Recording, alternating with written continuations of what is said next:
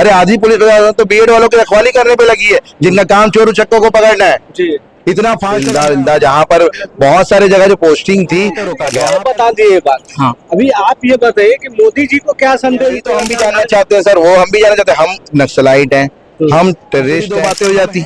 हम भी बता देते हैं अपनी पीड़ा क्या है अपने प्रधानमंत्री को, जिसको हमने चुना है, जिसके नमस्कार, आप देख रहे हैं चौपाल संदेश।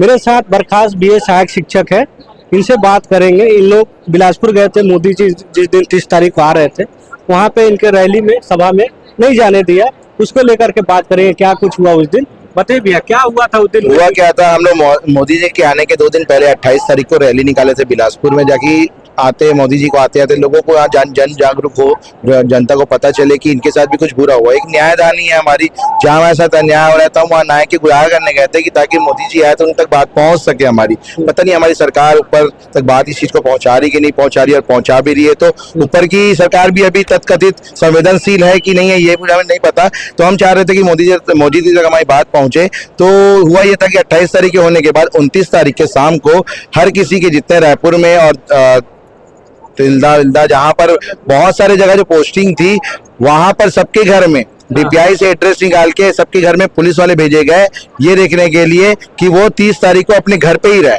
जहाँ एक तरफ पंचों को, विधायकों को पैसे देकर भीड़ बढ़ा के ऑटो में, बस में, ट्रैक्टर में भर के लोगों को बुलाया जा रहा था मोदी जी की रैली में, वहां बीएड सहायक शिक्षकों को रोका जा रहा था कि आप 30 तारीख को कहीं ना जाएं, आप घर पे रहें। ये मतलब जिनके घर में उनके बच्चे नहीं थे तो माँ बाप को बोल के आया गया था कि सुनिश्चित कीजिए कि आपके बच्चे उस दिन घर पे रहें। तो मुझे ये समझ नहीं आया था, मैं तो एक बार सोच के खुश हुआ था कि हमारी सरकार के पास इतनी अच्छी सुविधाएं हैं कि वो घर घर जाके लोगों की, जनता की जो हालत है उसकी भी जानकारी रख सकती है। जब घर घर जाके उनको ये बोल सकती है तो घर घर जाके उनकी पीड़ा के बारे में भी जान सकती है। इतनी अच्छी सुविधा है हमारे पास, तत्काल, वो भी 1 दिन के अंदर।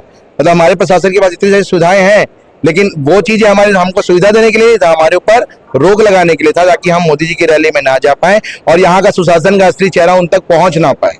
क्यों ऐसा किया? जनसभा वगैरह होता है तो दूर दूर से बस में भर के लोग को लाते हैं सभा में दिखाने के लिए, आप लोग क्यों रोका गया? तो वही तो हम भी जानना चाहते हैं सर, वो हम भी जानना चाहते हैं। हम नक्सलाइट हैं, हम टेररिस्ट हैं, हम हैं क्या आखिर?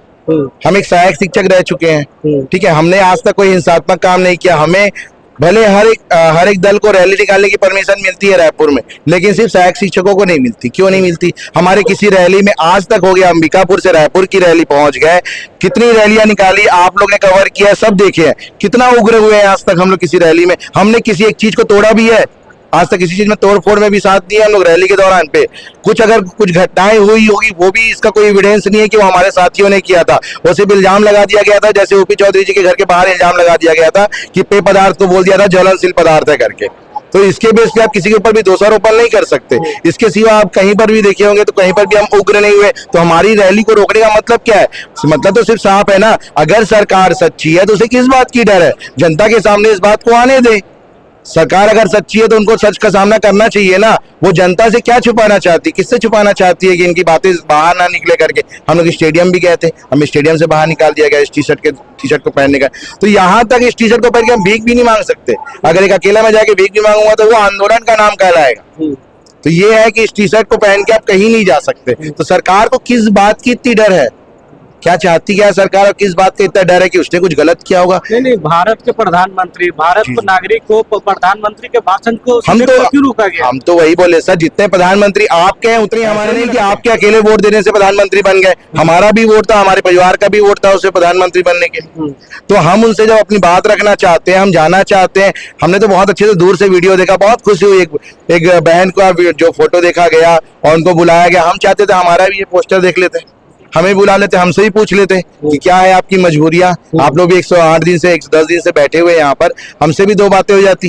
हम भी बता देते अपनी पीड़ा क्या है अपने प्रधानमंत्री को, जिसको हमने चुना है, जिसके कारण हम लोग यहाँ पर अभी तक बीजेपी को वोट देते आ रहे हैं। हम भी उनसे बता लेते, हमको भी पता चलता है कि एक सुशासन क्या होता है, एक राम राज्य की कल्पना जो उन्होंने हमारे आंखों में सपने दिखाए थे राम राज्य के, वो भी क्या होता है हमें भी पता चलती है उसकी सच्चाई। तो किसी को नहीं जाने दिया? किसी को नहीं सर, घर आके रोका जा रहा है। घर से बाहर ना जाया जाए इसलिए पाबंद, नजरबंद किया गया मतलब हमको उस दिन के लिए। जिस दिन जैसे राष्ट्रपति महोदया जी आई थी उस दिन यहाँ पर और वहां पर सुबह से गाड़ियां खड़ी हो गई थी ताकि यहाँ पर बीएड के कोई लोग बाहर ना निकल पाए। क्यों भाई, जितनी राष्ट्रपति उनकी है, हमारी भी तो है क्या?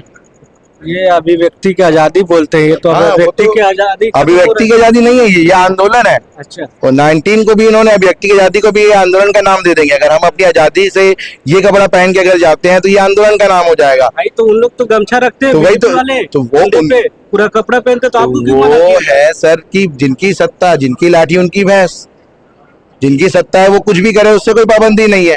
लेकिन हम अगर कुछ भी कर ले तो हमारे साथ पाबंदियां हैं, क्योंकि वो आने नहीं देना चाहती ना ये इस चीजों को लोगों के बीच में। डर है ना, डर है। चोर की दाढ़ी में तिनका होता है, जिसको डर होगा उसी को तो डर सताएगा ये बाहर ना निकल जाए।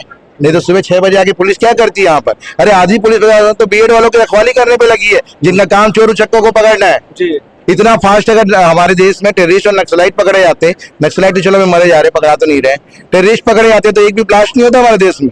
जितने इजिली उनका बीएड वालों के घर घर पहुंच के उनको रोका गया कि 30 तारीख को आप बाहर ना निकले, घर के अंदर रहे करके। और जो नहीं थे उनको भी फोन किया गया, आप कहाँ है, तुरंत घर आइए, घर में आके रहिए, 30 तारीख को आपको कहीं नहीं जाना है। अगर दिख गया तो पता नहीं क्या करते सर।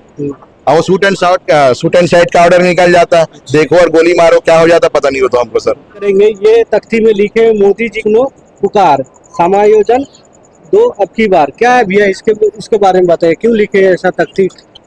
30 तारीख को 30 मार्च को मोदी जी आने वाले थे बिलासपुर में, जिसे न्यायधानी बोलते हैं, और वहां हम लोग न्याय के लिए गुहार लगाने जाने वाले थे। तो उस दिन पुलिस प्रशासन द्वारा हम लोगों को रोका गया।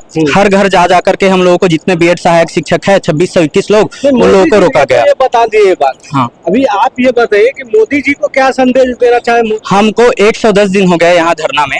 हम जितने भी नेता मंत्री हैं, हमारे प्रधानमंत्री हैं नरेंद्र मोदी जी, राष्ट्रपति द्रौपदी मुर्मू जी हैं, उनसे यही निवेदन करते हैं कि जल्द से जल्द हम निर्दोष बीएड सहायक शिक्षक को जल्द से जल्द समायोजन का उपहार दे और हमें जल्द से जल्द अपने आजीविका वापस लौटाए। यही गुहार हम लोग लगाते हैं। ठीक है।